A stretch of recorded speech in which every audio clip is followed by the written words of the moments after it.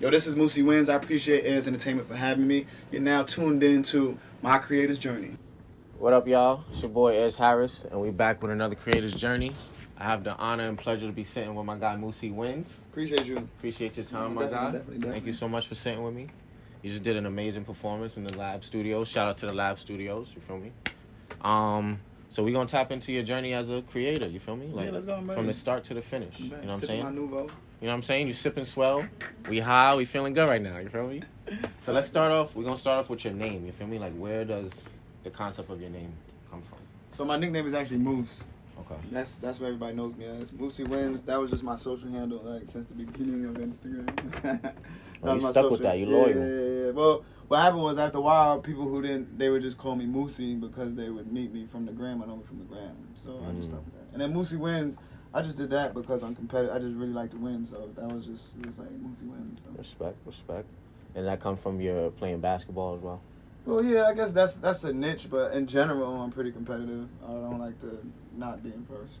Okay. Yeah. All right. So now, when exactly did you start making music? Like, what was the inspiration behind, or who, better yet? I mean, well, I was always making music. I always, I grew up playing the piano, and then I stopped for years. Self-taught, or? No, not self-taught. My grandmother used to teach me in the crib. Right. And then I took lessons when I was younger, but we always had a piano in the crib. And then in high school I stopped because I was a teenager. I'm like, I'm not taking no fucking piano lessons, Mom. I didn't say fucking, but I'm not taking the piano lessons. and then in college I picked it back up. I always had a piano in my crib, so in college I brought my keyboard. We had a piano, but I brought a keyboard to my dorm. Okay. So I would just play every now and then, just like I was playing in there, just nothing crazy. I always tell people, don't ask me to do no crazy stuff. No, I'm not going to be doing anything. But I like to practice and play, and it just helps me. You can read music. Huh? You can read music? Yes, I can read music. That's but fine. not as good as I used to. So I'm going to have to do like this and one at a time for like a good couple hours, and then I can figure it out. Okay. So college is when you officially said you're going to be an artist? Nah, it was a little after college. So I did enjoy, on the basic level, I did enjoy maintaining my artsy vibe in an intimate area, because it's still like now, like on the surface, I'm just a product of my environment, just like, look cool. But then realistically, I'm really artsy. So that's how I was in college. Outside I had my big hats, my big Avizus back in the day. But then, a shorty would come to my dorm and be like, who did all this artwork? I'm like, me. And she'd be like, why is there a piano? I play. And, wait, so you draw too? Yeah, I draw too. So you're just a full creative in all types of realistically, aspects. I'm like a Pratt Soho person. That's fine. Inside. Okay. Yeah. So what made you, out of all of your creativity, what made you decide to? So music feels different. Okay. I feel like music feels different. It creates a vibe within you that can push different emotions. So that feels different. It's different than like art. I do like to draw, but art is not the same as music. You always think about how a song, you listen to a song, you know exactly where you were when you heard that song the first time. You know the lyrics. Word. No matter how long ago you heard, all that stuff, it maintains. So I think that's why music resonates. But I just started to do the artistry. I decided to take it seriously a year and a half ago, but I was always making music for like the last 7-8 years. I was managing artists and curating shows, and I was writing with artists. I was always in the studio, and then I would put out stuff every now and then. People would say, yo, you good, you should be artist. But I knew my level of expectations, so I did it and dibbled and dabbled, but I wasn't good enough. I'm confident and I'm prideful, so I wasn't good enough to jump out the world like, yeah, I'm an artist, for this is what I do. My shit had to be lit like I felt everybody else's was lit, you know what I mean? Had to match that. When I say everybody else, I'm talking about lit, I'm talking about like yeah and them. Right. That's the GOAT. That is though, right? Sometimes I play records and then I put like when I'm in a car, I play my record in the middle of a bunch of music that I like just to see if it still flows. Matches, like, 100%. If it don't, if I'm playing like a Party Next Door song and I'm playing like the Dream song, I play my shit and then my whole vibe, I'm like, nah, this ain't it. This ain't it. Gotta go back to the vibe. Gotta switch the vibe up. So 2015, I saw, is when you officially dropped your first single. Is that correct? Dang, you talking about? Yeah, we taking it back. He's talking about no issues. Yeah. But it had a feature though. Vaughn, yeah, my cousin. He talking about no issues. Yeah. So that's your first official track you put out, 2015. Damn, no, right? I don't. No. I did other shit before. So what I enjoy, if you recognize, I enjoy rollouts. I enjoy wrapping my mind and brain and heart around whatever I'm doing. So I think the first joint I put out was called Painkiller. I think that was before that. Yeah, and the project was called Painkiller.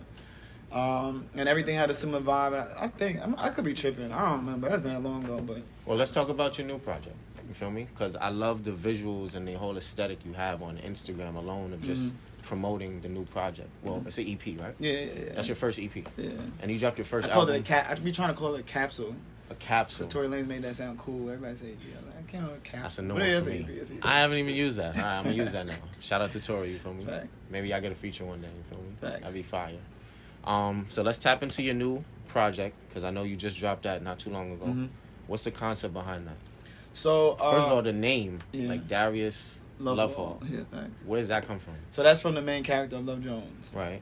Classic movie. Yeah, I think I saw that movie in like November or December. I've seen it before. Yeah. But I saw it again and I ain't seen it in a long time. And I think that the character resonated with me based on what I was just describing to you. Like, I am that. I'm Darius Love Hall intimately. Like, I want to read and, you know, if I'm with a girl, I want to talk about what her dreams are and sip wine and play Scrabble, listen to me, you know, all that shit. But then, so that's the alias. But that's the vibe I really resonated with when I saw the movie. And then just the whole feeling of Love Jones when they meet, all that intensity. So it just resonated in terms of some of the records that I had. So when you put the project together, did you have that name first, or did you have the tracks and then I had the tracks. It's interesting because I had the tracks, so I it's like I curated a playlist kind of, because the music is not even new. Like, I think the most recent song is what's the most recent song? Maybe Sex in the City. I think that's the most recent song, and I think that was recorded in like July. Yeah, I think it was recorded in like July. But I had so many unreleased songs because what I was doing, if you look recently, I was releasing singles. Right. So I released something in June, and then I released something in November. And, you know, that doesn't mean I wasn't recording this whole time, so I just had tons of records. So a lot of these songs, they give a good vibe, but I didn't think that they were strong enough to stand alone unless I did a big rollout with each of them, and that's a lot of money, you know, song right. and this. So I'm like, you know what, I got to come up with something cohesive. And I was actually lost in December. I didn't know what I wanted to do creatively. And then I saw the movie, and it was like, oh, nah, I think I saw it like back to back. And I'm like, yeah, that's me, Darius Love Hall. That's dope, bro. Yeah. For real. That's really fire. And let's talk about, I saw you had, I just had to mention this because I saw you had Shiggy and McLovin. And that was a fire video, by the way. But I was just curious as how you set that up. Like, what made you? Also, Shiggy, I had Shiggy and Commodore. Those are my co-stars in the video. The video was based on Superbad. Yeah. But, those are actually, you know, real friends. So it really wasn't a setup. I just texted them, y'all trying to do this video, and they said, yeah, we did. Yo, pull up. Yeah, originally I had an idea, a big idea, and I'm glad it worked out that way because I was thinking about the love interest. I was just like, we got to get a big love interest that's blog worthy.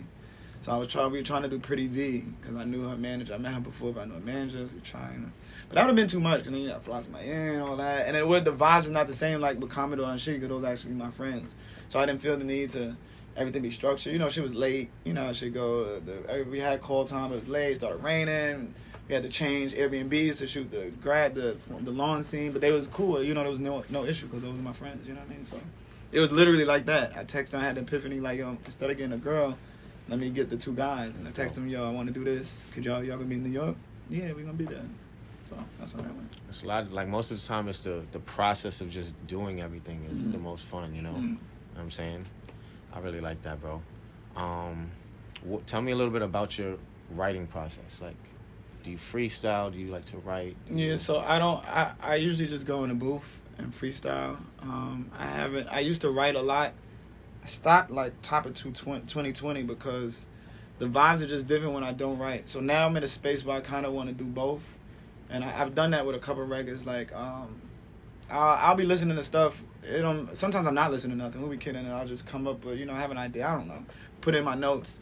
But that's always a good balance, too, because then I'll go in the booth and I'll start the vibe because whatever comes to mind. That's what I'm telling you. It's amazing that all my songs is about... breakups or sex. It's terrible, right? There's other things in life. But no, that's usually what comes to mind. But it's good because, what happens is in the middle of me flowing, if I can't think of nothing, I could scroll through this and I'm like, I was talking about this to myself the other day. And then that gets me going again. So I'm trying to find that balance, you know what I mean? So a lot of songs you would write and just continue later sometimes? Well, not really.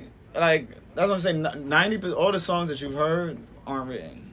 I think I might have did that maybe with a couple of songs, but 90% of the songs that you hear aren't written. You know, I have the routine. I go in, I just start saying whatever comes to mind. It's usually just the melody first. You give me some words here and there that, you know, gives me an idea. Yeah, they give me an idea what I'm talking about, but it's usually mumbles. But I know what the vibe of the song is.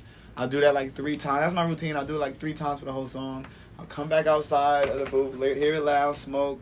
Everybody's talking, my eyes are closed. I'm just listening to it, trying to find out what exactly am I trying to say. And what's the direction you're going? Sometimes I tap into who's in the studio. I'm like, yo, what does this song feel like? What is this blah, blah, blah? And then I go into the studio and I change those mumbles to words based on what we're talking about. Beautiful. It's fire. And you're from Brooklyn, right? Facts. So who, like, growing up as a kid, who's you listening to? I guess that, you know. Kid? Was it kid? Was it more R&B? Was it rap? Nah, was it like it's definitely R&B. I mean, definitely Stevie rap. Wonder? No, definitely rap. All right, I said Stevie Wonder. Kid, my favorite artist growing up was DMX. That's easy. R.I.P. my guy. Yeah, favorite artist growing up was X. DMX. But then, you tap, it's all based on what your parents exposed you to. So Right. I was listening to Michael Jackson, Earth, Wind & Fire. Earth, Wind & Fire is one of my favorite music. One of my favorite groups of music that my parents used to listen to. Excuse me, but different. Yeah, It was different. Yeah, I think I was listening to Earth. When I think about them, Earth, Wind & Fire, all types of shit. But there was a moment where my pops was listening to both heavy. So he liked Mary J. Blige. He loved Jaheim. I don't know what he's doing now. Jaheim. That's low key. I can't front. That's the vibe I get from you, like. For real? Jaheim? Yeah, not Jaheim, but like old school, like R&B kind of vibe. You know what I'm saying? Jaheim, okay, Tank, okay. Joe. You know what I'm saying? I get that vibe when I listen to your music. Well, like I told you before, I didn't really go into doing music knowing what genre was. So then let me give you that story. So reason why I even started to record, I used to write songs with singers.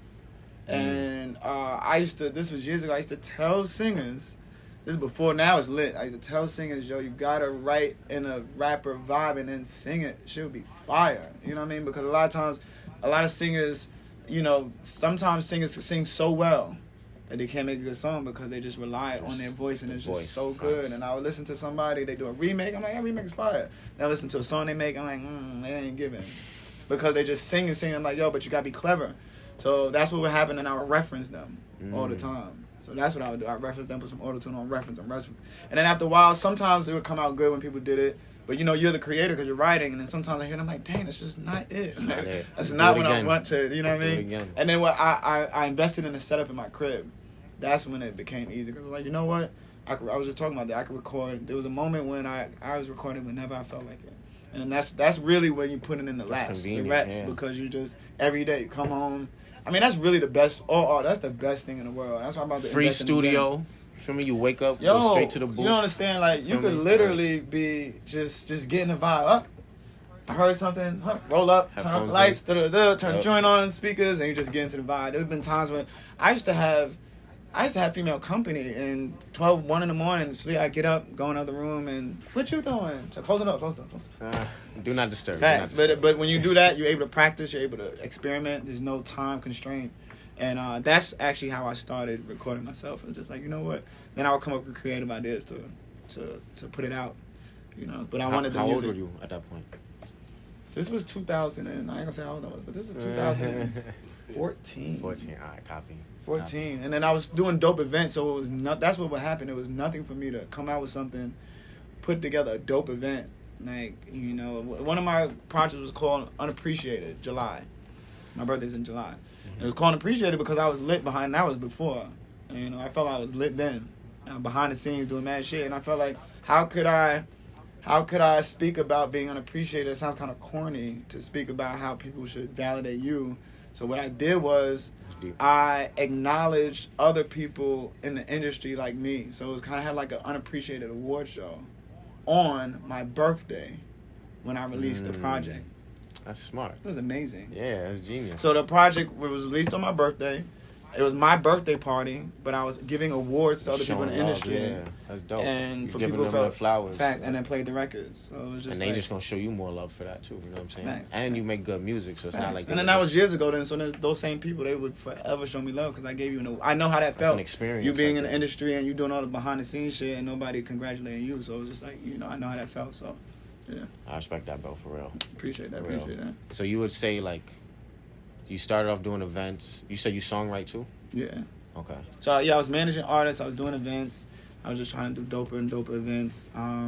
Lifestyle, the clothing line, everything was happening. I wanted to bring that up. Same time. You're co-founder of Lifestyle, Yes. right? Which is a Brooklyn Clothing line. line. Tell me a little bit about that. Like, the So this was all part of the same. Just our brains were just moving. So when I started Scholar Rich, which was the brand of me managing artists and doing events. I remember sitting at the round table with two of my friends we went to high school with, and yeah, we were just like, yo, we got to do something. We got to tap into fashion because we were really fashion, savvy, and yeah, we just decided to call it Lifestyle. And it's so crazy how marketable that word What is. made y'all do that? Oh, that was all me.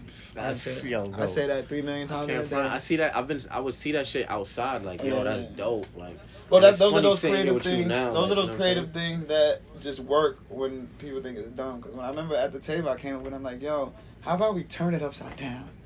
And I remember they was like, man, that's stupid, dumb nigga. That's what they were doing. They're dumb. That's dumb. Who wish? I'm like, yo, y'all not getting it. Why would somebody pick up a t-shirt that just say Lifestyle, but you turn it upside down and they might do like this? So that's how it came about. And then we gave meaning to it. The whole thing was, your lifestyle might be weird to everybody else, but it's right side up to you. So we gave meaning to it, and but that was 2010. Lifestyle didn't pop till 2017. So just another testament about how long shit take. People think it'd be overnight. We was making T-shirts with different colors, same shit. We had silk screen machines in our crib. Back in the day, our crib, being my partner in Lifestyle, our crib was a lab. You remember? A real fucking lab. Kitchen had the backdrop and shit in it.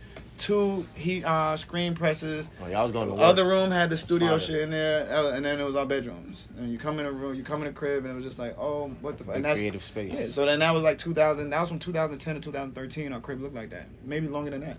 So when people see shit pop and they think it was yesterday, it was like, nah, we was doing that before, having a bunch of different paints, a bunch of different colors. Our friends would come over and make whatever t-shirt they wanted. We taught them how to use it. They'd be like, yeah, I got these blue and yellow J's. All right, bet. Y'all got blue and yellow. Yeah, we got blue and yellow. Yo, do it over there. They come through, make it, iron the t-shirt. Everybody come and have a Lifestyle shirt, match your sneakers.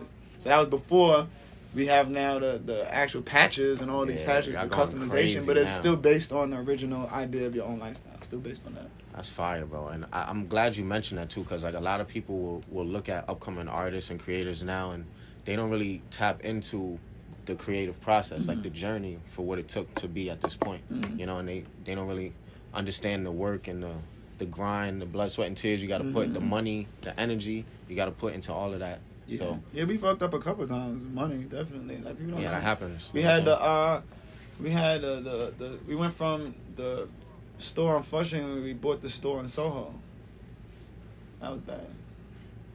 I mean, it was good, but it was just man expensive. And right. It wasn't. We thought we was ready. But that was your trial and error. Yeah. It's a learning process. You know? And then what I did, I threw a concert at PlayStation Theater. That didn't work out? I mean, it did for everybody else. Not for your pockets. Well, that shit cost mad bread, and it just did not. But we learned so much about it.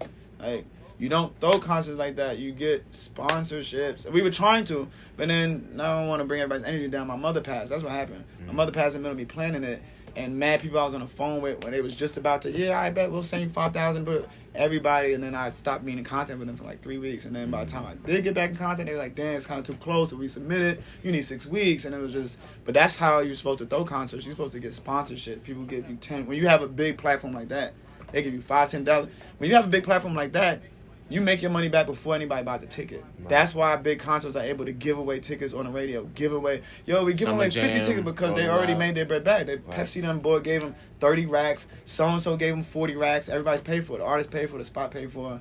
And then you just make your bread.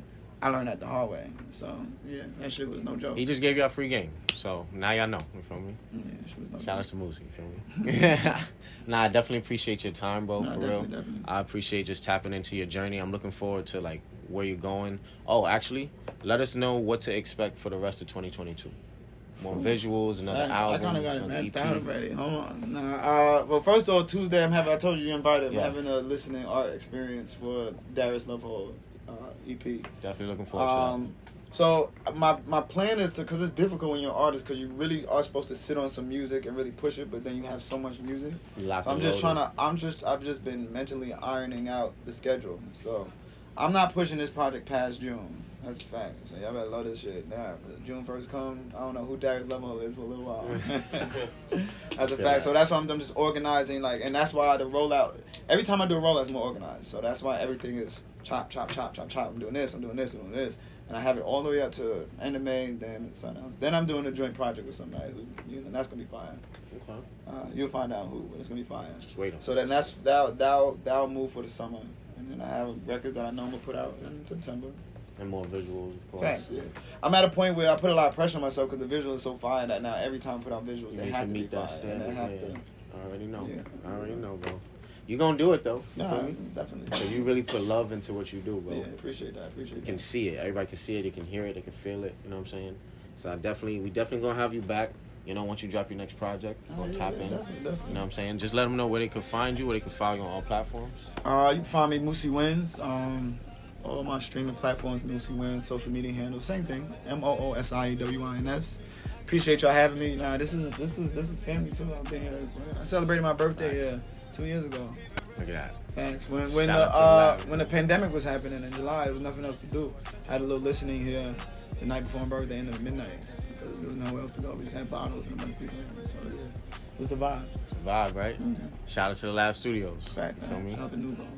Shout out to the Appreciate your time, bro. Nah, definitely. For real, bro. I hope this love don't fade away. Baby, please come take this pain away. But even if you choose to stay, just know the road ain't easy either way. I'm with a real nigga. Yeah. Only real niggas gon' deal with you. Picking up the pieces of that old picture. And I would never fake my love to keep it real with you. Keep it real.